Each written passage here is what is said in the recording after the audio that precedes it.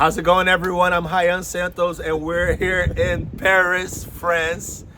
I brought my best friend, Valentine Hoy, who's a Jew who lived in Israel. But he has his own points of view on this whole conflict between Israel and Hamas. My friend Val, what's going on in your home country? My home country. Well, I was actually just doing some research about Israel and Palestine conflict because as a Jew, you get a certain narrative growing up and people will tell you, oh, it's this way, right? What's the narrative? The narrative for a Jew is that after the Holocaust, the Jews just needed somewhere to go, so they were given Israel, they went back to Israel, and everybody tried to attack the Jews in Israel, and then the Jews secured the country where we now live.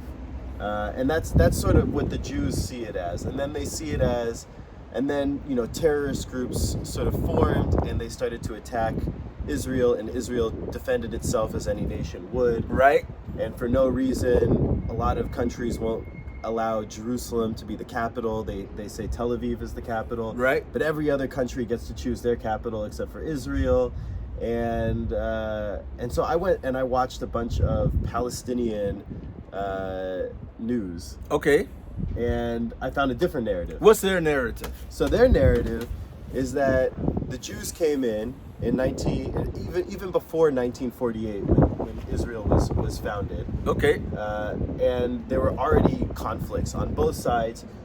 Just 1 second. Do Yeah. you know Israel only exists because of Brazil? What? Come on. It's England. Because No, it's it's British. Brazil. Why? They had a voting. Half voted for the creation of the state of Israel. Half voted against it. So he had like a tie-breaking vote And it was Brazil? of the whole president. The president of the United Nations was this guy named Osvaldo Graça Aranha. Yeah. And there is a steak in Brazil called Filé a Osvaldo Aranha. Okay. It's like steak with like garlic and stuff. But like Okay. he's a very famous figure in Brazil. And he gave the tie-breaking vote. Brazilians love their meat, so if he's named after a steak, you know he's No, important. no. The steak is The named steak, after that's him. what I mean. Yeah. Of Okay. course. Okay. Go back. Well, interesting, because this guy actually, one of the things I wanted to talk about was in 1948 when Israel was being created. Israel could have been in a lot of different places. It happened to be that there were a lot of Jews that were moving to that area. Oh, really? It And could have so- been. They could have made Israel in like Eastern Europe. I don't think there was a talk in Eastern Europe, but here's some other places they thought about Israel, right? Okay. There was some place in I think it was Alabama in the U.S. Oh, they're gonna put all the Jews. All the Jews in the Alabama. middle of, Okay. Or maybe another one was Alaska. I don't know. There was a book I read where they talked about Alaska, all the Jews moving to Alaska. But another place they spoke seriously But like about. that's not really the promised land, No, it's Alabama not. or None of these Alaska. What the fuck? Another one, Japan. Another one, Madagascar. And the most serious other one was Uganda. Wait, they're gonna put Jews in Uganda in the middle of Africa. Yeah. That sounds like bullshit. No, this is real. They were going to do all of that. But that and- is not really the promised land. The promised land is the But it Holy didn't- it Land. didn't have to be. Where David. Okay. It didn't have to be in the Holy. It just happened to So be. that they just gave wanted that. a place to be Jews. Right. It was Okay. after the Holocaust. Okay. Yeah. And no a place to be Jewish, free Jews, Right. and like live in peace Right. without being chased Right. just because of their nose and because of the way they look and stuff like that. Yeah. Exactly. So I actually think Uganda would have been, having been in Uganda for 4 months, I thought it was a really nice place to Shut the live. fuck up. I thought that would have been a really Well, we're going in circles. Let's go to the solution. Well, that was part of the solution. Okay. We just skipped ahead to the All solution. right. Basically, we were talking about the Palestinian narrative. Right. Okay. Is that like they could have been in any other place, but like why right there? But why they had to come right there? Because even before the Holocaust, Jews were Zionists. Zionist is the movement to create the Holy Land, Zion, in Israel, and that's the Jewish homeland, right? So these Zionists were already going Not there. every Jew wanted to be right there, but the Zionists pulled Yeah. everybody to be right there. Well, and the Zionists were already going there, and then after World War II, a bunch of other Jews came there, to the British occupied, because it used to be the Ottoman Empire. Right. The French took part of it, and then the British took the other part, Right. which is The where French took Palestine- Lebanon. Yeah. Yeah. The French had Lebanon, and then the British had what they called Palestine, and then they created Jordan out of that, and they created Palestine. That's why Jordan speaks English. Oh, really? Yeah. Everyone's fluent in English in Jordan. Interesting. Okay. Well, so they gave Israel to the Jews, Okay. Palestine to the Jews, and they wanted a two-state solution. But the Jews, just coming out of World War II, this is the Palestinian narrative, they had this military fervor, and they came in and they just started taking over everything and having a very heavy-handed rule. All right. Palestinians at that point were two to three to the Jews. There was for every 2 Palestinians there was 1 Jew, Now it's much or more. 3 Yeah, now it's much more Jew. Yeah. No, now it's much more Palestinian? Palestinians. Really? There are Oh, 5 million Jews there okay. now. Yeah, I think maybe half. Yeah, something like that. But the Jews at that time they started to engage in wars and take over a lot of area. The Palestinians didn't want a two-state solution. They thought at that point they could just kick the Jews out. Okay. So over time they got forced into smaller and smaller areas, and then no passport, a lot of control by the Jews, and then constantly we always hear as Jews about Palestinians coming in and bombing some synagogue or killing Right. a bunch of Jews, but when I'm watching this stuff, I'm seeing also there are some crazy Jews that just walk into mosques and kill a bunch of Palestinians. Really? Apparently, it happened at least one time. I saw one story of this, which I had never heard of before, because it doesn't. Because the media doesn't read that kind of media doesn't reach you in America. That doesn't reach me. Right. Not in my algorithm. So, so I never heard about those sorts of things either, and the amount of control and the amount of sort of despair on the Palestinian side and living in that sort of apartheid, I guess. Yeah. So now, traditionally, when you look at every skirmish that happens, every war between Israel and Palestine, every little conflict, maybe 10 or 20 Jews die. But for every 10 Jews that die, 1,000 Palestinians die. Shit. And so now we have 1,300 Jews that just died.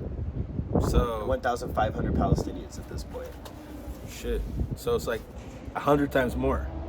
Yeah. So every 10 Jews, a Yeah. 1,000 Palestinians. So if 1,300 Jews died, Yeah. they're gonna kill 130,000 Palestinians. But there are some rules. So fed on my narrative, there are some rules as to why, What are the rules? why that happens, right? The rules of war. Okay. So the Palestinians, when they operate in a base, the terrorists, where are their bases? In the basements, Gaza. in the basements of hospitals in Gaza. In the Okay. basements of This schools is very where children interesting. live, right? So they will operate at a basement of a hospital, of a school, and then when they attack, no, you killed Yeah, you killed all these children. all you these killed children. sick people. You killed sick people. Right. But they were actually doing That's what terrorism stuff right there. Got it. And at the same time, Israel has now blockaded the Gaza Strip, so they cannot get medicine, they cannot get food, they cannot get water, they cannot get electricity.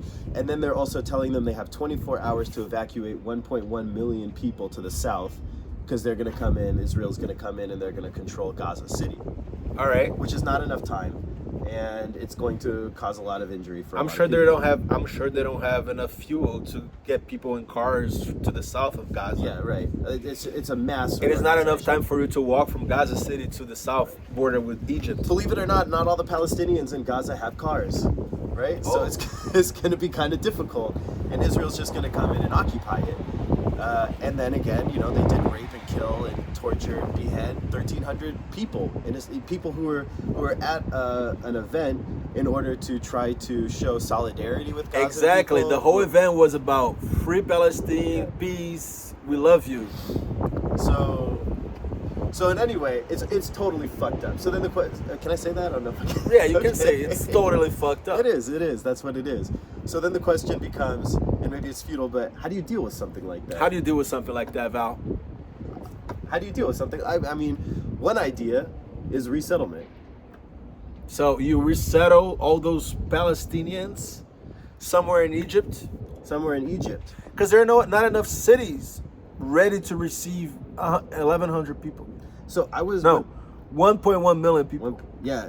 Actually, there's more than that. There's more than that. Shit. There's a lot more than that. You There's can't- like 4 or 5 million. You people. can't put him in Riyadh. You can't put him in No, you Dubai. can't put them in a city. So when I was in Uganda, I went to a refugee camp for Congolese people. There's still like ongoing political instability. Oh, just a second. He used to live in Israel, Uganda, Thailand, Myanmar, Brazil. Yeah. So he lived in the most random places around the world. Paris. Paris, Used random. to live in Paris too. Yeah. Yeah. So like he has a lot of experience living in random ass places. Like Usually countries this in war. motherfucker lived in Uganda. Always countries in war. Uganda was in a civil war. Israel was at war. yeah. And Myanmar was at war. Yeah. Chaos chaser. Yeah, right. On accident, but somewhat.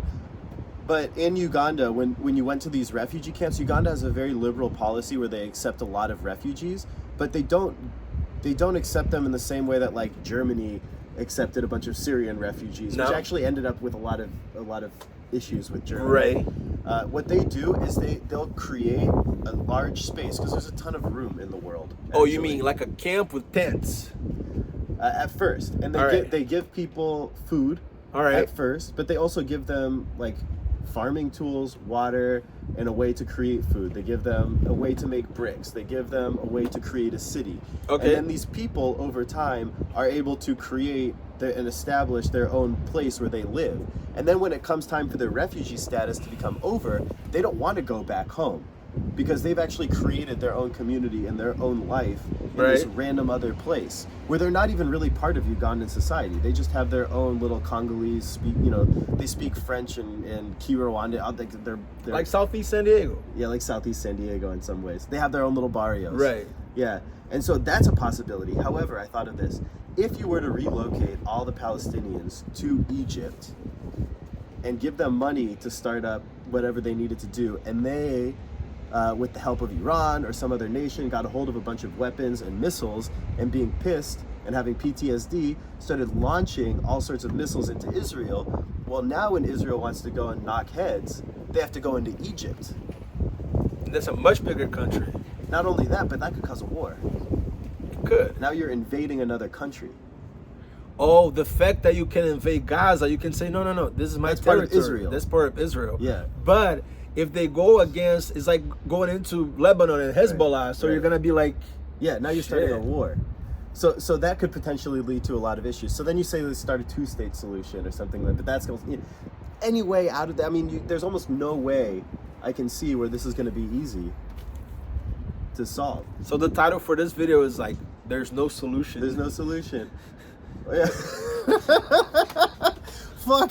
So we've been talking for like 13 minutes and like listening to ourselves sounding smart and stuff. Therefore, to come this to the is really conclusion, difficult. there is absolutely no solution to the Israel-Palestine-Hamas If issue. you have one, please leave it in the comments. Let us know how we're supposed to solve this thing. Get you in touch with the UN.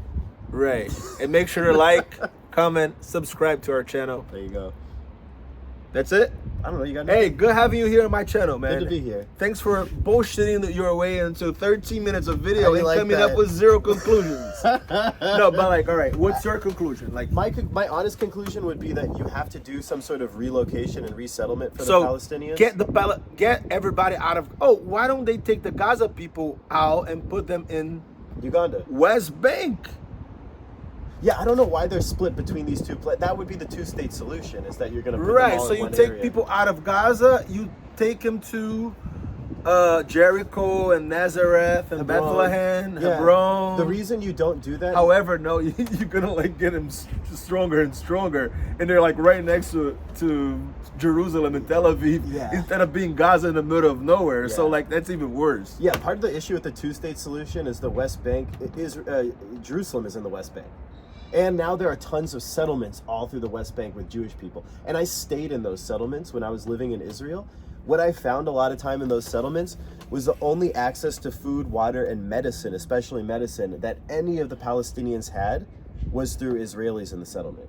If there weren't Israelis in Really? the West Bank where they're not allowed to be, they also wouldn't have access to a lot of jobs and a lot of medicine. Now, they have 40% unemployment, but historically in that region, I mean, there was no infrastructure before Israel got there. There was no medicine. There was no they didn't have any, Israel has improved that quality of life for a lot of people in the West Bank. Gaza is a completely different story. But yeah, I mean, if you put everybody in there, maybe overall it would be better. I think you got to relocate people to another country. Yeah, Alabama, Madagascar. So if you have a good solution for a place to relocate all these people, maybe a big backyard, make sure you write in the comments down there, and that's it. Take it easy, y'all. You look like Andrew Tate the way you talk. You'd be like, I don't look like Andrew Tate. If you think I look like Andrew Tate, then you need to get off your couch and you need to do something about it. All right, take it easy, y'all.